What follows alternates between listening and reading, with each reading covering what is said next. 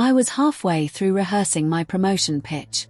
Yes, I practiced in the damn bathroom mirror like a teenager with a crush when the espresso machine hissed out of milk again. Third time this week. Symbolic, really. 6 years of keeping this place running like clockwork and I still couldn't get operations to refill the kitchen supplies on time. You build the whole partnerships division from the ground up.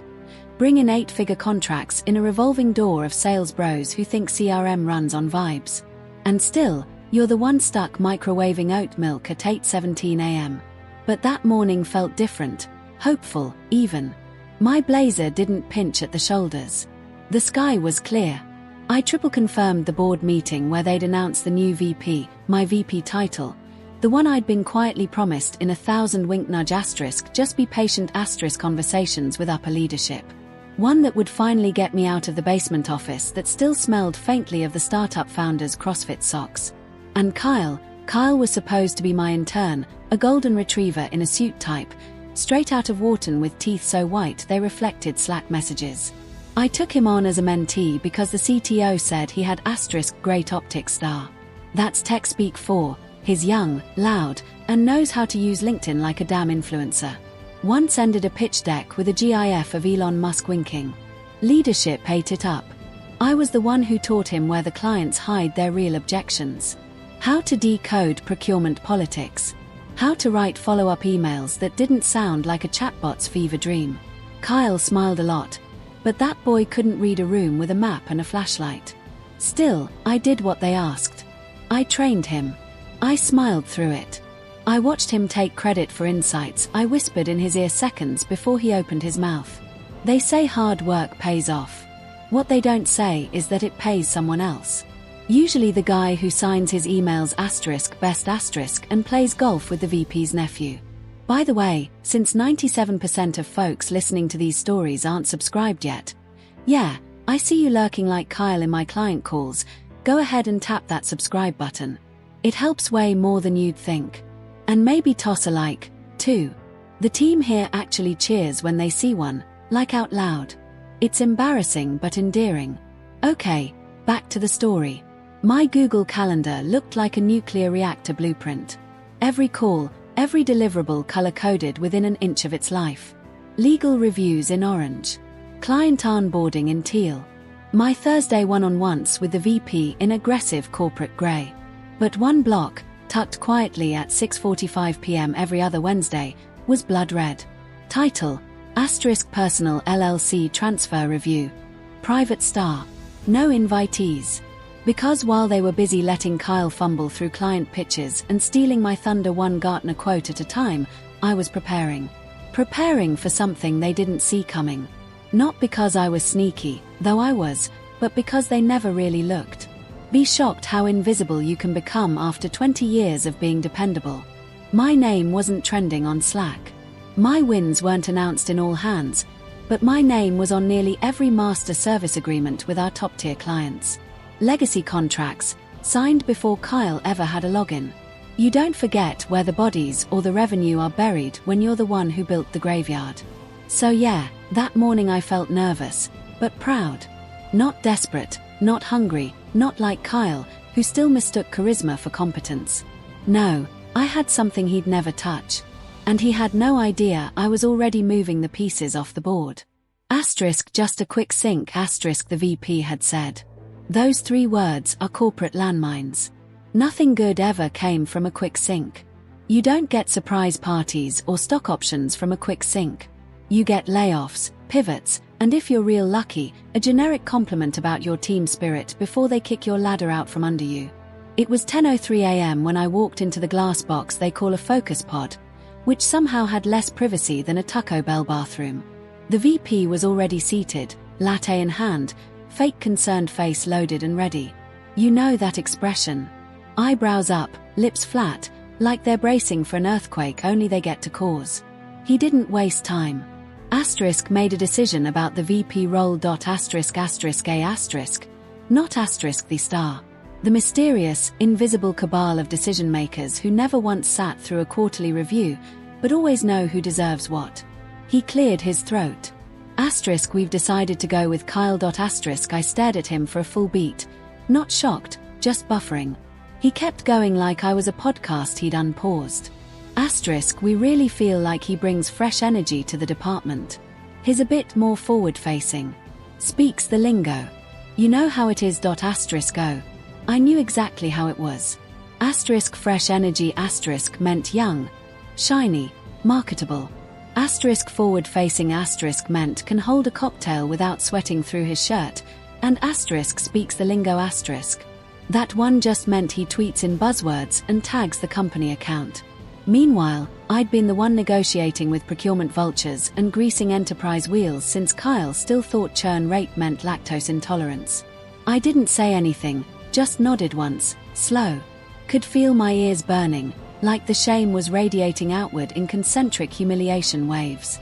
I wondered if anyone outside the pod could hear it.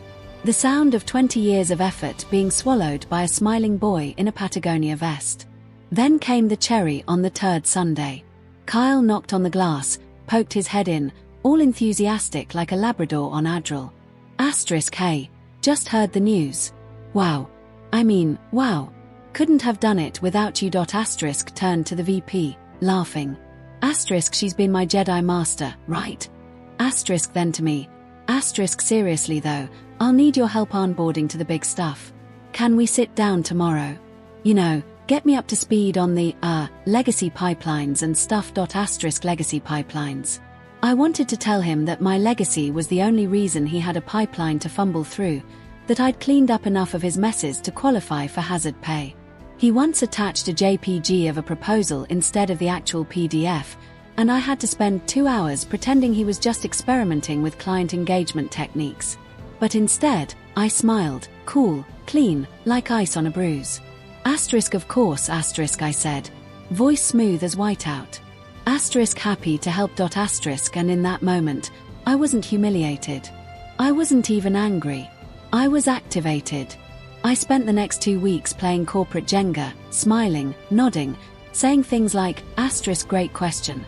Kyle asterisk even when he asked why Q4 retention mattered if Q1 growth looked asterisk spicy star. He'd stumble through meetings, dropping buzzwords like birdseed, hoping some stakeholder would peck them up. I'd gently redirect, asterisk what Kyle means to say is asterisk, and clean it up without making it obvious. That's what decades of being overlooked gets you. The skill of making other people look competent while they quietly dig your grave. Every time I helped him, I was also helping me. Because while Kyle played dress-up VP, I was backing up every file that mattered. Client intel, pricing history, churn risk flags, margin-adjusted bundling strategies. Stuff that wouldn't even make sense to him if I tattooed it on his cup. I double-checked the NDA buried in my onboarding paperwork from 2017. It was a blanket non-compete, standard, fair, airtight to a rookie eye. There was a loophole the size of Kyle's ego. It only applied to active employment. Nothing about pre-preparation side ventures and nothing, absolutely nothing, about clients whose contracts bore my name. I opened the document vault and started scrubbing. Gently, strategically, I replaced decks with newer, simplified versions, cleaner branding, fewer names. If anyone noticed that my initials were missing from proposal footers, they didn't say a word. Changed sharing permissions on the older decks to view only and slowly removed myself as owner from the shared folders. Let Kyle try duplicating that content. He'd end up with a blank slide and a broken heart. Then I began the outreach. Nothing dramatic, no big announcements, just little nudges, casual hellos to old procurement leads and coups I knew had teenage daughters and golf injuries. Asterisk hey, just checking in. Wanted to make sure everything's going smoothly on our side. If there's ever anything I can do, here's my personal number. Asterisk direct line. No signature, no logo, just my name. Simple, familiar. A few replied instantly, thrilled I'd reached out. One even said, asterisk so glad you messaged. I didn't want to bug you through official channels. Asterisk another asked if I was finally going independent, and I just sent a smiley face and said, asterisk not yet, but stay tuned. Asterisk came the turning point. I was scrolling through DocuSign records late one night. Don't ask how I still had access, and found something that made me pause. My name, over and over. I was still the signator on our 10 largest deals. They never reassigned the contracts after my last promotion, which meant that legally, all their biggest clients still had my name at the bottom of their service agreements. I sat there, staring at the screen, hum of the fridge in my apartment suddenly louder than God. They gave Kyle my parking spot, my promotion, my bonus, my seat at the table. But they forgot something. They forgot the foundation. And the thing about foundations, if you're the one who poured the concrete, you know exactly where to crack it. Watching Kyle try to manage the client portfolio was like watching someone eat a lobster with a spoon. He had the suit, the teeth, the LinkedIn endorsements, none of the instincts. He'd breeze into meetings late, talk about synergies like it was seasoning, and completely miss when a client hinted they were getting cold feet. I had to stop myself from throwing him a lifeline every time he started drowning in his own pitch deck. Instead, I let him flail. Publicly, I played the loyal lieutenant, offering gentle clarifications mid-call, sending follow-up summaries he couldn't write himself, pretending his dead-eyed rambling was a deliberate pause for emphasis. Privately, I was laying pipe. I'd started funneling select clients toward external solution partners, little boutique service firms I'd invented on paper, all funneled through my LLC. I used generic-sounding names, created slick one-pagers, even registered a few disposable domains. To the client, it looked like we were expanding our ecosystem. To the company, it looked like nothing at all. To me, it was the beginning of freedom. Kyle once told a legacy client that our custom integration strategy was * a little outdated, but still good for compliance vibes *. Compliance vibes. I spent the next 2 days untangling the mess. And when the client asked for a backup option * just in case *, I said, * we've recently been collaborating with a smaller tech firm that's nimbler on data ops. I can make an intro. * She nodded. * That would be great. Trust your judgment. * One by one, I started moving the chess pieces. Another client, big finance, high maintenance, hated jargon, asked why Kyle kept calling them * scalable *. I smoothed it over, then casually mentioned we were testing a new partner firm that could offer a more white-glove approach. Their ears perked up. * Send us their deck. * I did. It was mine. The Friday meeting that week was the pièce de résistance. Kyle stumbled through a proposal I'd written start to finish, mispronounced the product name twice, and still got a standing ovation from the VP. The VP even winked at me, like we were sharing some adorable secret. *C*, he said, patting Kyle on the back. *, this is the kind of strategic thinking we've been missing. Feels fresh. *, I smiled so hard my jaw cracked. That night, I opened a new bank account under my LLC. Then I logged into Stripe and transferred the first client retainer. 5 figures, wired clean. That was just the beginning.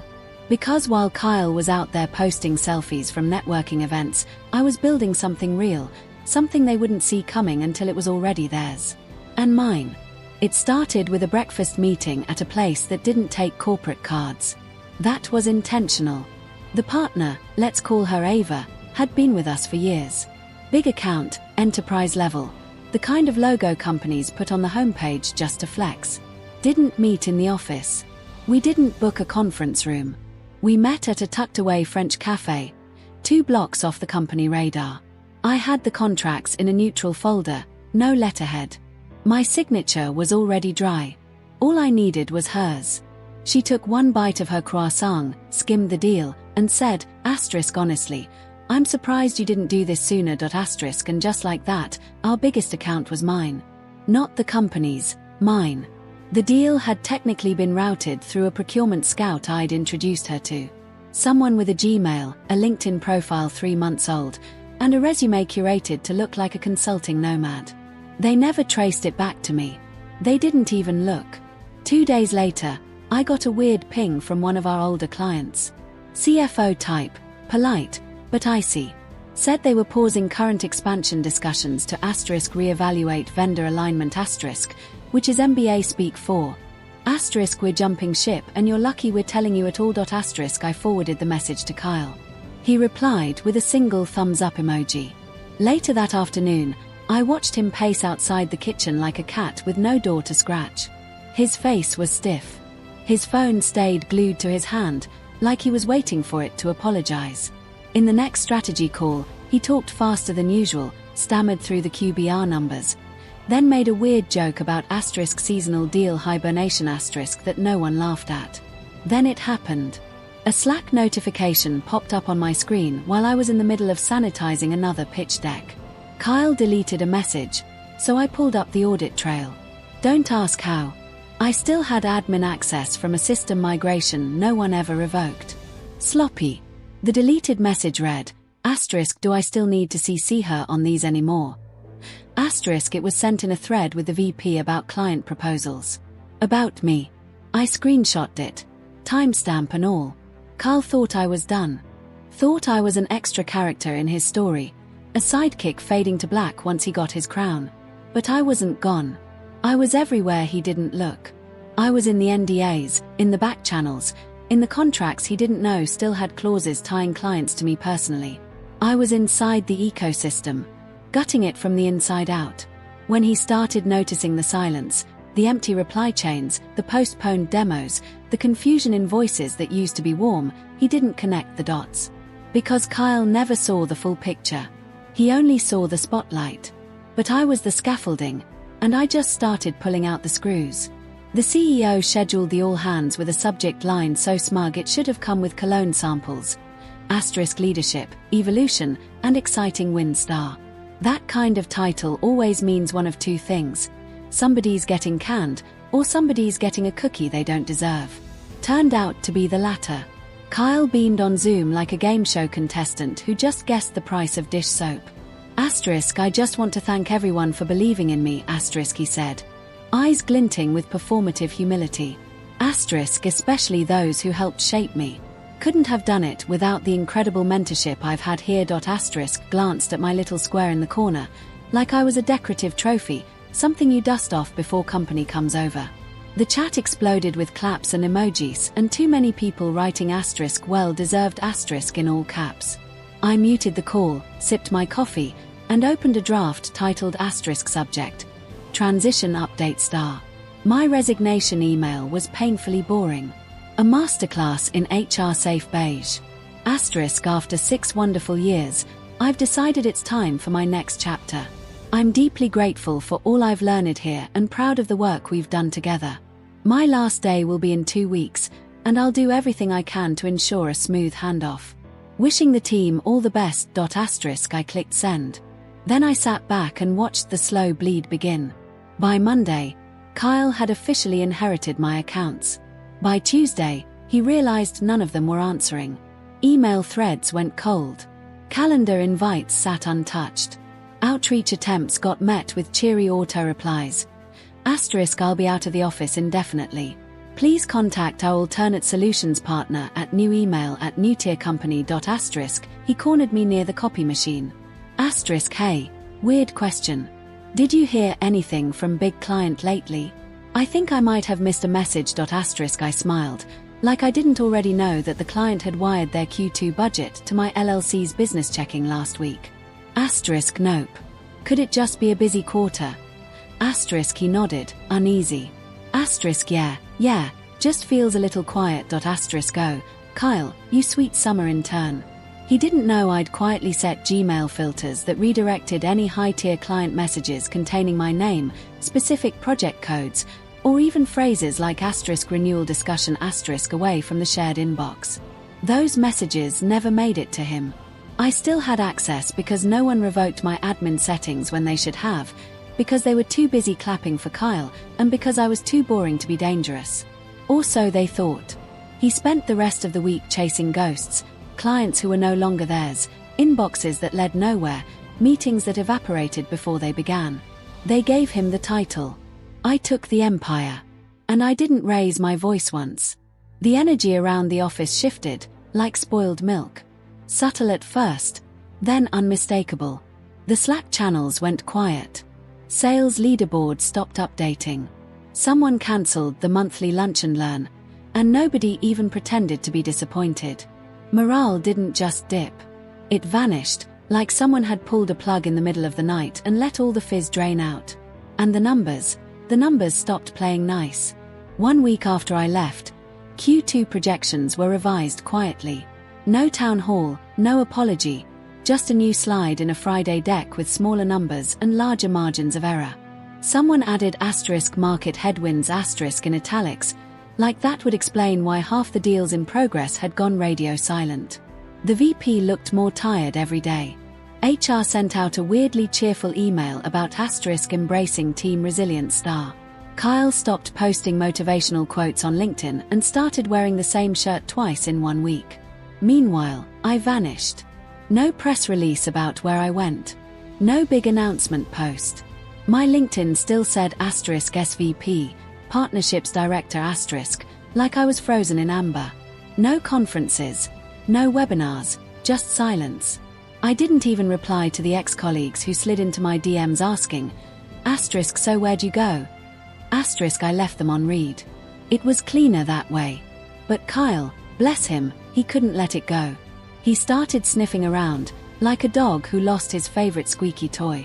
Heard through the grapevine that he asked one of the junior representatives if I had * taken any client contact info by mistake *. That same junior rep later forwarded me the message with the caption, *. His panicking. * I was never loud, never reckless. I didn't print out contact sheets or forward confidential files to my Gmail. I didn't need to, because everything I built, I memorized. Every deal I closed, every key stakeholder. I knew their kids' names and their weird holiday schedules and which wine to bring if I ever visited in person. You can't trace muscle memory. Kyle tried checking the CRM for patterns. He had IT pull logs, hoping for a smoking gun. What he found instead were ghosts. Multiple high-value contacts were now tagged as * inactive *. No dates attached. No clear reason listed. Just vanished. IT chalked it up to an import glitch, but Kyle knew better. Knew the pipeline was rotting from the inside, that his name wasn't strong enough to hold weight without mine attached. He just didn't have a way to prove it. And I was finally free of their noise, of their clapping and buzzwords and empty kudos in retro meetings. I was invisible, and for the first time in years, that felt like power. The call came on a Wednesday afternoon, the kind where the sun mocks you for ever believing in order. Blocked number. I almost didn't answer, but I did. Hey. It's Mel said a shaky voice.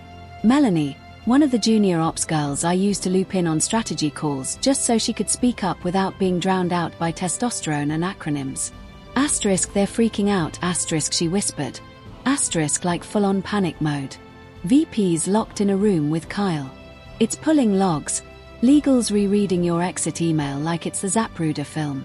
People think you sabotaged the pipeline. I let that hang in the air. Did you? She asked, half laughing. I smiled, really smiled, for the first time in weeks. I didn't sabotage anything, I said. I just reorganized it. That night. My phone buzzed again. Unknown number, no message preview, just the name, CEO*. I didn't answer. He followed up with a text, why did you resign so suddenly? No pleasantries, no hope you're well just that. I sat with it, let it marinate. I could have sent a polite paragraph, a vague nod to personal growth or new adventures. But no, not now. I typed 3 words, check the pipeline then I turned off my phone and poured a glass of wine, one of the expensive ones from the client gift basket Ava sent to my home address. By the time morning meetings resumed at HQ, the panic had metastasized, because someone finally did check the pipeline. Every major deal from Q2, gone. Marked as reevaluated paused indefinitely or simply stripped from the CRM altogether. One lead was tied to a new vendor account registered just 4 weeks prior. Another tagged as lost to competitor listed a redirect email address that routed straight to my new operations lead, the same one they laid off 6 months ago for budget reasons. Investor relations flagged the drop in forecast. Finance sent an emergency report labeled confidential urgent. Projections weren't just low, they were crumbling, like they'd been hollowed out from the inside. Kyle didn't speak in meetings that day. The VP started referring to things as asterisk anomaly star. And the CEO just stared at the numbers like they'd betrayed him. But numbers don't lie. They just follow whoever holds the pen. The memo wasn't supposed to leak. But these places always bleed from the inside when the water gets hot enough. An anonymous post hit a mid-tier industry forum. Just vague enough to fly under legal radar, just detailed enough to crack jaws. Asterisk 3 major clients shift allegiance to newly formed boutique firm. Source says XX didn't even see it coming. Asterisk within hours. Screenshots circulated like wildfire. Someone matched the clients. Someone else traced the new firm's name, sleek, modern, vague enough to sound harmless, to a fresh LLC filed 4 months earlier in Delaware. New website, new branding, clean as a whistle. Then someone found the team page. There I was, not hiding, not smirking, just standing beside the 2 people they never thought to keep. A razor-sharp analyst they downsized last winter and a client success manager they ghosted after maternity leave. My revenge wasn't loud. It was surgical. Kyle was the first to go. Not fired, just quietly moved back into a asterisk strategic support role star. His name disappeared from the org chart like a deleted comment. The VP, early retirement, the kind with an NDA and a severance clause that tastes like gravel. By Q3, the company's valuation dropped. Not a crash, but a slow, sickly leak. Clients stopped renewing. New ones wouldn't bite. The word was out. Their golden goose had flown the coop with all the eggs. And me, I was watching it unfold from an ocean view condo with tile floors so cold they felt like justice underfoot. The breeze came in, salty and clean, erasing the scent of recycled boardroom air and fake laughter. I poured myself a coffee. Ethiopian roast, rich, black, unbothered. The mug was matte black, heavy, embossed with a single logo. Mine. Not some tech bro startup font or buzzword salad. Just clean lines, a name they never thought to notice until it was printed across their loss reports. I stood at the window, watching the light hit the water like a spreadsheet finally making sense. No emails, no calls, no guilt. Some pipelines burst. Mine just flowed elsewhere. What hit me most was how calmly she played the long game. No drama, no yelling, just ruthless precision. It's a reminder that real power doesn't always scream. Sometimes it just reroutes the entire future with a smile. You're the real stars of the corporate jungle. Thanks for watching. Hit subscribe, or I'll flick the switch on your old cubicle memories.